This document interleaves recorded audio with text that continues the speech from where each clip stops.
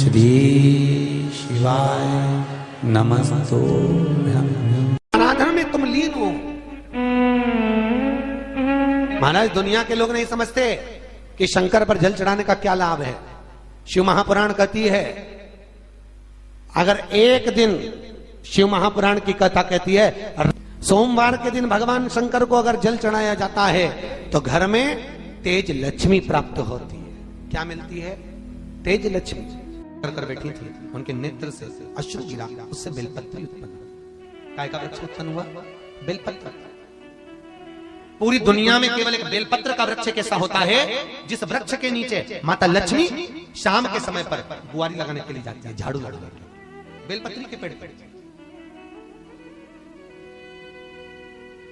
बेलपत्र का वृक्ष, जिसके यहां लक्ष्मी नहीं टिकती हो, पैसा घर में नहीं आता हो, बहुत चिंता लगी रहती हो, लक्ष्मी से जुड़ी हुई, व्यापार से जुड़ी हुई, पैसा आ ही नहीं गया, बहुत मेहनत कर रहे हो। सोमवार की सोमवार 5 सोमवार बेलपत्री के पेड़ के नीचे एक घी का दिया लगाना चालू कर दीजिए। शाम के साथ थोड़ी सी मिट्टी बेलपत्री के पेड़ के नीचे की उठाकर लिया, घर के अंदर लाकर इतनी सी मिट्टी लाकर पटक दीजिए। 5 सोमवार करके देखो, छठे सोमवार पे करने की जरूरत नहीं पड़ेगी, व्यापार अपने आप बढ़ना चालू हो जाएगा। लक्ष्मी शाम के समय पर प्रतिदिन बेलपत्र के पेड़ के नीचे बुआरी लगाना। शंकर भगवान की प्रियता बेलपत्र। पहले भी कथा में कहा, फिर कहते हैं, जिस व्यक्ति के जीवन में धन, संपदा, वैभव, सत्ता, लक्ष्मी की थोड़ी भी कमी दिखती हो, उसको बेलपत्री के वृक्ष का पूजन चालू कर देना चाहिए। जाओ सोमवार के दिन बेलपत्र वृक्ष के नीचे जल चढ़ाकर, जल का सिंचन कर उसी बेलपत्र के नीचे शाम के समय पर संध्या काल में, प्रदोष काल में भगवान देवाधिदेव महादेव गौरी शंकर का स्मरण करो। बेलपत्र की जड़ की ओर, बेलपत्र की तना की ओर, बेलपत्र के वृक्ष की ओर तुम्हारा मुख हो। कोई आसन नहीं, कोई आसन नहीं, केवल बेलपत्र के वृक्ष की ओर तुम्हारा मुख हो। जहां बेलपत्री का वृक्ष है उसके नीचे बैठकर, उसकी छाया में, उसकी ओट में पंचाक्षर मंत्र नमः शिवाय, या फिर षडाक्षर मंत्र ओम नमः शिवाय, या फिर श्री शिवाय नमस्तुभ्यं का स्मरण कर कर अपने हृदय की बात गौरी शंकर से, महादेव से कहे। शिव महापुराण की कथा कहती है 7 दिनों में एक दिन सोमवार का ऐसा होता है जिस दिन 33 कोटि देवी देवता बेलपत्री के वृक्ष के नीचे बैठकर भगवान शंकर और पार्वती का स्मरण करते हैं और शिव पार्वती उनकी झोलियां खुशियों से भरते हैं। देवता भी जिनका भजन कर रहे हैं वो बेलपत्री के वृक्ष के नीचे। लक्ष्मी, मां लक्ष्मी भी बेलपत्र के वृक्ष के नीचे निरंतर विराजमान होती है। और आप लोगों से एक निवेदन और करना चाहेंगे, ये मनुष्य का शरीर जब तक रहे, ये मानव की देह जब तक रहे, जिंदगी में एक बेलपत्री का वृक्ष अपने रहते रहते कहीं पर भी लगाना, उसको बड़ा करना, उसको बड़ा कर कर जैसे अपने बच्चे को बड़ा करते हो ऐसे लगाकर बड़ा कर कर महादेव से कहना कि मैंने अपनी जिंदगी में, मैं मर भी जाऊं, मेरे प्राण छूट भी जाएं, मेरे जाने के बाद मेरे घर के लोग 1 लोटा जल चढ़ाएं ना चढ़ाएं, बेलपत्री चढ़ाएं ना चढ़ाएं, पर ये वृक्ष मैंने बेलपत्री का लगा दिया, अगर मैं मर भी गई तो मेरे मरने के बाद भी मेरे हाथ की बेलपत्र महादेव को चढ़ती रहेगी, महादेव को प्राप्त होती रहेगी।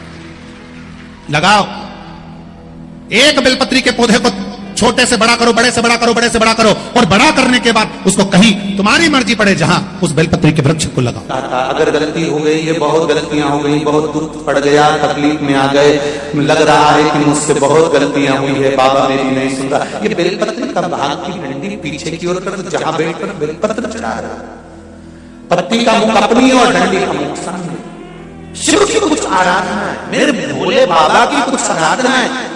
खाली ना जाता कोई, खाली ना जाता कोई, दर से तुम्हारे मैं भी खड़ी हूं नहीं, बाहें बसा मैं भी खड़ा हूं नन्ही बाहें बसा। 72 साल बाद ये जो सावन का महीना आया है, सोमवार से सोमवार तक का, कहते हैं इस सावन में जो सोमवार से सोमवार तक का सावन रहता है, सोमवार से शुरू सोमवार से विराम, अगर आपके घर में रुद्राक्ष है, आप रुद्राक्ष धारण करते हो या रुद्राक्ष अपने घर में रखते हो, तो उस रुद्राक्ष को छोटी सी कटोरी में रखकर या एक पात्र में रखकर 7 बार किसी भी अमावस पर, सावन में जो अमावस्या पड़ती है, ये सोमवार से सोमवार वाली सावन, इसके बाद वाले सावन का हम वर्णन नहीं कर रहा, हम इस सावन की बात कर रहे हैं। या तो अमावस, पूर्णिमा, त्रयोदशी, चतुर्दशी या प्रदोष, शिवरात्रि, अष्टमी, ये ऐसी तिथियां हैं जो सोमवार से सोमवार तक का जो सावन होता है, सावन में कटोरी में रखकर, प्लेट में रखकर, थाली में रखकर 7 बार अपने घर में अगर रुद्राक्ष तो उसको बलवान बनाने के लिए इसी सावन के महीने में 7 बार तो जल, 5 बार दूध गौ माता का और 2 बार गाय का घी उस रुद्राक्ष पर लेपित करना चाहिए। और फिर उस रुद्राक्ष को धूप बत्ती हो या घर में गूगल की धूप हो, और धूप बत्ती से उस रुद्राक्ष को सिद्ध कर लेना चाहिए।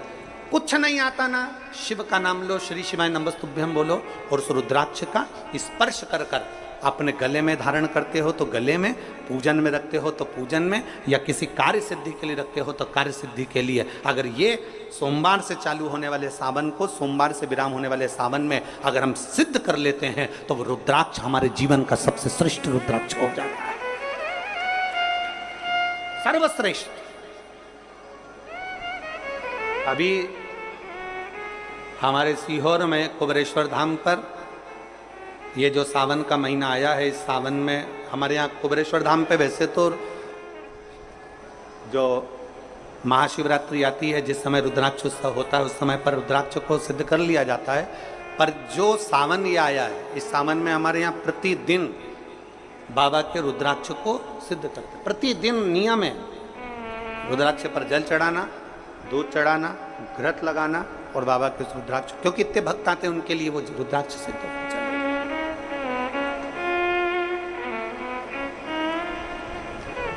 इसी सावन में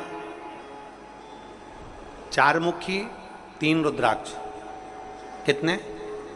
4 मुखी कितने? 3।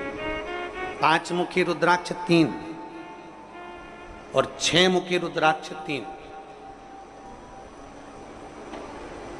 इनके बीच में 1.25 गांठ लगाई जाती है।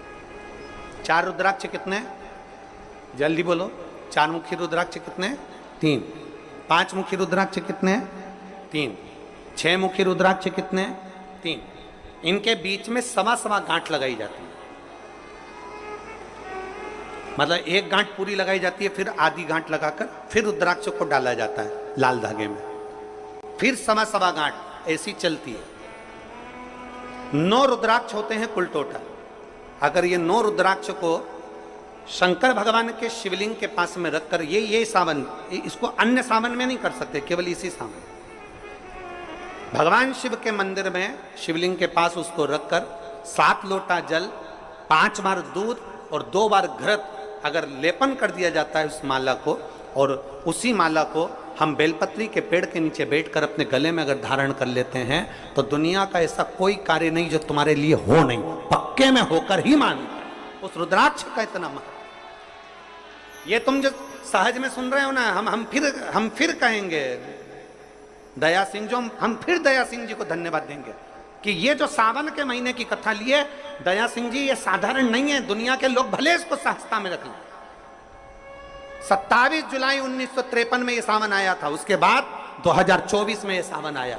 लोग तरसते हैं इस सावन के लिए कि इसमें हमें रुद्राक्ष को सिद्ध करना है, हमें इसमें बेलपत्र का पान करना है, इसमें हम जो मांगेंगे हमारा बाबा कृपा करने के लिए तत्पर रहता है। ये वो रुद्राक्ष का आनंद उठाते हैं। मैं धन्यवाद देता हूं दया सिंह जी आपको बहुत बहुत, और पूरी समिति को। शिव मंदिर में जैसे आप लोग जाते होंगे शंकर जी के मंदिर में, तो ये तो शिवलिंग हो गया, ये जलाधारी हो गई, ये जलाधारी है, ये शिवलिंग है। और जलाधारी और शिवलिंग के यहाँ शिवलिंग से लेकर जहाँ से पानी नीचे गिर रहा है, आप पानी यहाँ चढ़ाते हो तो ये घूम के यहाँ से नीचे आ जाता है। आपने जल यहाँ चढ़ाया शिवलिंग पे तो जल घूमकर यहाँ से नीचे आ जाता है। इस जगह से नीचे की ओर आ जाता है, इस स्थान से।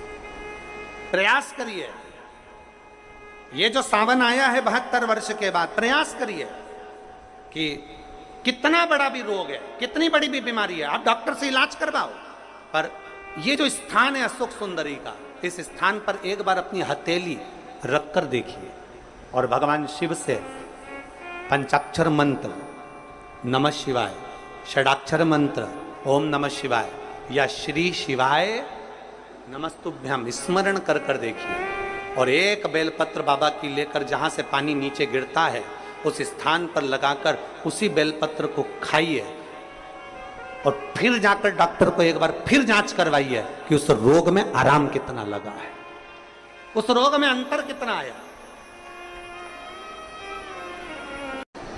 सावन का ये महीना जिसमें आप भगवान शंकर की अविरल भक्ति को धारण कर रहे हो,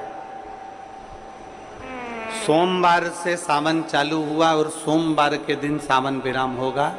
ऐसा सावन 72 साल के बाद आया। 27 जुलाई 1953 में ऐसा सावन पड़ा था। कितनी तारीख को? जम के बोलो जरा। 27 जुलाई 1953 में ऐसा सावन पड़ा था जो सावन सोमवार से चालू हुआ था और सावन सोमवार के दिन विराम हुआ था। 72 साल के बाद ऐसा सावन आया है जिसका योग आज है। 27 जुलाई 1953 में ऐसा सावन आया था। अब जरा किस्मत देखिए, आपका भाग्य देखिए रे छत्तीसगढ़ वालों, नजर उतरवा लेना आप कि 72 साल बाद ऐसा सावन आया जो सोमवार से चालू हुआ, सोमवार को विराम हो रहा है। 27 जुलाई 1953 में ऐसा सावन आया था और उसके बाद आज ये सावन 22 तारीख से चालू हुआ और 19 तारीख को विराम होगा और उसमें भी सोमवार से चालू हुआ और सोमवार को विराम हो रहा है। ये शिव भक्ति है, ये अविरल भक्ति, ये भगवान शंकर की अविरल भक्ति है। आप और हमको प्राप्त हुई है, हमें मिली और तेरी भगवान शिव ने अघोर अस्त्र धारण किया था इसी सावन।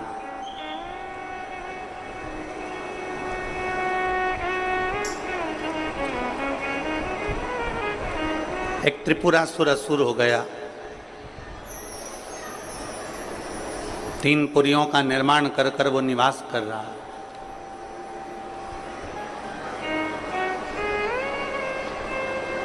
बड़ा विचित्र है वो।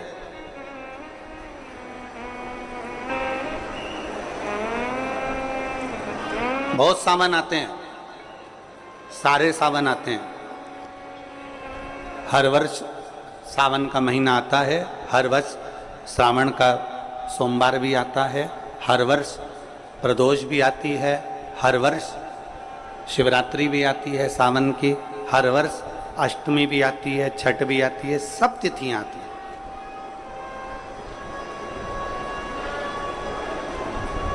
ये सारी तिथियां हर साल आएंगी, हर साल प्राप्त होंगी, पर जो योग मेरे देवाधिदेव महादेव का लगा है सोमवार से प्रारंभ होकर सोमवार के विराम का, ये सावन बार बार नहीं आता, ये सावन इतनी जल्दी नहीं आता।